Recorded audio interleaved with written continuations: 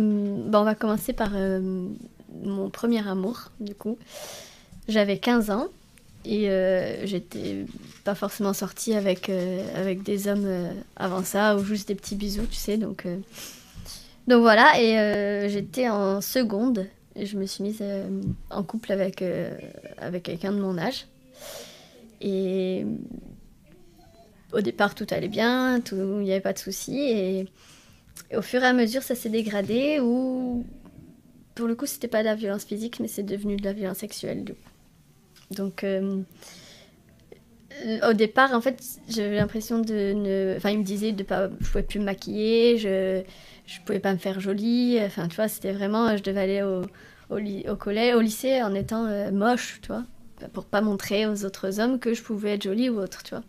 Et après, quand je marchais dans la rue, il fallait que je regarde par terre pour pas croiser le regard avec un autre homme. Et malheureusement, il y a une fois où il me dit oui, t'as regardé cet homme, machin. Et, et c'est parti un peu en cacahuète, sauf que le truc, c'est que pour lui, il fallait que je sois punie. Et pour être punie, il voulait me sodomiser. Voilà. Donc, et moi, je peux pas se dire pourquoi, je me le suis laissé faire, en fait, de peur ou... Et c'est quelque chose qui était horrible parce que j'avais vraiment l'impression que... Enfin, je pleurais, c'était douloureux, j'avais jamais vécu ça de ma vie, c'est quelque chose qui était pour moi très dur, donc voilà. Et c'est arrivé plusieurs fois, toujours pour les mêmes raisons. Et après, j'ai réussi à partir, parce que bon, ça a quand même duré à peu près 1 an et demi, 2 ans. Ces gens-là, ils arrivent toujours à te faire passer des très bons moments, et puis au final, quand il y a un truc qui va pas, qui vrille, voilà quoi. Donc ça, c'est le premier témoignage. Ce qui est un peu dur quand même, mais avec le temps, j'ai réussi à m'en remettre, à en parler, tout ça. Donc voilà, et après, j'ai eu une relation avec quelqu'un d'autre, ça s'est très bien passé. Et vers mes 18 ans, je dirais, je pense, je me suis mise avec quelqu'un, très fusionnel, il n'y avait pas de souci au départ, c'était pareil, c'était très beau, très fort et tout. Jusqu'à ce qu'il me demande en fait tout ce que j'avais pu vivre avant lui. C'est-à-dire que ce soit le moindre petit bisou au primaire ou autre. Hein. Donc moi je me disais mais c'est ma vie, j'ai pas besoin de te raconter. Donc j'avais peur en plus de lui dire j'ai couché avec lui ou j'ai fait ça avec lui ou autre, tu vois. Donc il y a des choses que j'ai pu dire, d'autres que j'ai pas dit. Hein, et il prêchait le faux pour avoir le vrai, pour essayer vraiment de me faire craquer sur certaines choses. Enfin, c'était pareil, c'était une relation où, quand j'étais au travail, je m'entendais bien avec tout le monde. Je suis prof de fitness, donc il y a des hommes qui venaient à la salle, qui faisaient leur sport, mais je m'entendais très bien avec tout le monde. C'était une petite salle. Et dès qu'il arrivait, parce qu'il venait en fait à la salle, il se posait à l'accueil, genre pour me surveiller, tu sais. Donc ça, c'était vraiment le truc que je me disais, à partir du moment où il était là, j'étais une autre personne. C'est-à-dire que je parlais plus aux hommes, j'étais fermée, et tout le monde me le disait, mais moi, je voulais pas ouvrir les yeux. Enfin, je le savais aussi, mais après, à côté de ça, c'était très très bien notre relation, tu vois. Mais voilà, donc il fallait que je mette un pull autour de la taille pour pas qu'on voit mes fesses. Il fallait toujours que je sois habillée sans qu'on voit trop ma peau. Enfin, un peu dur. Mais voilà, j'étais jeune et j'étais faible. Et je sais pas pourquoi. Je sais pas pourquoi ça a été comme ça. Et donc, je suis restée 2 ans et demi. Et pendant cette relation, il essayait à chaque fois de me dire je suis sûre qu'avec lui, t'as fait quelque chose, je suis sûre que lui... Ou alors, quand il apprenait quelque chose, ou quand je lui avais dit, dès qu'on voyait la personne, ou il vrillait d'une seconde à l'autre. Et il m'a donné des... Il me tirait les cheveux, il me crachait au visage. Enfin, tu vois, c'est des trucs très compliqués, quoi. Jusqu'au moment où, après, ça devenait plus. Donc, j'en avais très peur. J'essayais de partir, j'arrivais pas, parce que ils sont très forts et ils arrivent toujours à te dire je suis désolée, excuse-moi, machin. Et d'autres fois où je pouvais pas partir parce que j'avais aussi des menaces. Du style, je vais t'ouvrir la bouche sur le trottoir et je vais t'enfoncer mon pied dedans, je vais te casser la mâchoire et tout, tu vois. Donc c'est des c'est des phrases qui restent à vie, je pense, vraiment. Donc voilà. Et autre chose aussi, c'est que un jour, il vient me voir, toujours au travail, à chaque fois, il venait me mettre la pression. Et là, c'était en fin de journée. Il me dit avec lui, qu'est-ce qui s'est passé? Moi, je savais qu'il y avait eu un petit truc, tu vois, mais je me suis dit, jamais il pourra savoir. Il n'y a personne qui peut lui dire qui c'est ça. Et au final, il m'a tellement menacé, il a tellement prêché le faux pour avoir le vrai que je lui ai dit ce qui s'était passé avec ce gars-là. Et bon, là, ça a commencé, les insultes, de toute façon, qu'il était qu'une pute, ça, j'ai entendu toute ma vie avec lui. Enfin, pendant 2 ans et demi, t'es dégueulasse, t'es une pute, tout ça. Et j'ai eu très peur, et ma sœur habitait juste à côté de mon travail, donc je suis montée chez ma sœur et je me suis enfermée. Je voulais pas bouger de là jusqu'à repartir le lendemain au travail, tu vois. Et ce jour-là, je me lève, je vais au travail, et il m'avait attendu toute la nuit en bas de l'immeuble, dans la cage d'escalier.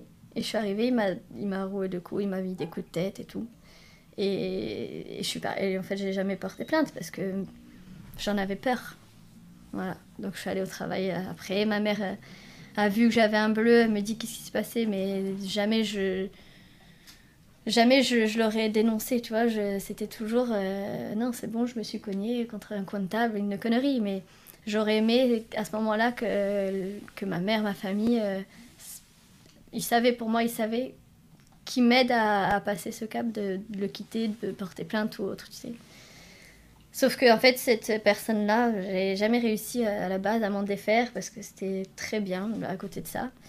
Et même une fois où je travaillais en tant que...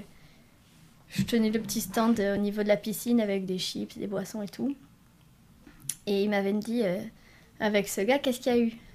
Je lui ai dit, rien, il n'y a rien eu. C'était l'année dernière, on n'était même pas ensemble, ni rien du tout, tu sais. Et j'avais fait un bisou à cet homme-là. Et j'étais au travail, normalement. Et il y a une amie à lui qui lui dit, ah, mais lui, avec lui, ils se sont embrassés et tout. Mais déjà, pourquoi elle lui a dit, j'en sais rien. Mais il est arrivé au travail en furie, devant tout le monde. Il y avait tous les clients du club et tout qui étaient là. Et il a commencé à vouloir me frapper. Donc moi, je me suis enfermée dans la petite cabane. Et il y a un de mes collègues qui m'a défendu. Donc moi, j'étais avec le manche à balai à essayer de le faire partir. Et mon collègue, en fait, ils se sont battus tous les deux. Et après, il est parti parce qu'il a vu qu'il y avait beaucoup de monde autour. Et il est allé de l'autre côté de la rue. Il y a tous les logements des saisonniers, tu sais. Et donc, du coup, il a demandé où est cette personne. Il a trouvé son bungalow. Le jeune était en train de dormir. Il le connaissait même pas, il connaissait pas son existence. Il est rentré dans le bungalow, il l'a défoncé. Complètement défoncé. Et il est reparti comme ça. Et ce jeune, il me dit, mais je sais même pas qui est cet homme qui vient et qui me réveille et qui me défonce, tu vois. Au final, ça commence à se savoir, tout ça dans la même journée. Il sait, cette personne, mon copain à l'époque, il savait que l'autre allait porter plainte. Et il m'a dit, je vais porter plainte avant lui. Comme quoi, il m'a frappé, je me suis défendue. Et t'as intérêt à porter plainte avec moi. C'est-à-dire que je devais moi-même aller au commissariat et porter plainte contre le jeune qui dormait. Parce que sinon, je me prenais les coups aussi de mon côté. Donc voilà, c'est des trucs où c'est la honte, hein, forcément. Tu te dis, mais je mérite pas ça. Mais je suis faible et pourquoi j'arrive pas à m'en défaire et la peur, c'est toujours pareil. Quand tu rentres dans ta voiture et qu'il y a tellement de violence qui casse la vitre de la voiture et tout, c'est vraiment des moments de peur très forte. Donc bon, ça a duré 2 ans et demi et j'ai réussi à partir. Je pense que après l'entourage a fait que je me suis dit, là c'est bon.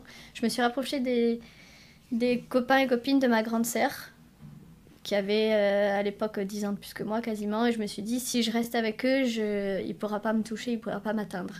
Donc je me suis séparée, il y a eu l'été entre deux, et après je me dis, je ne peux pas rester ici, j'ai trop peur, et je suis partie en Australie, vivre en Australie pendant 1 an, pour vraiment couper, ne plus le voir, ne pas avoir la pression, parce que pendant cet été-là, il venait à la plage où j'étais, il m'observait, il me disait par message, qu'est-ce que tu fais avec lui, nanana.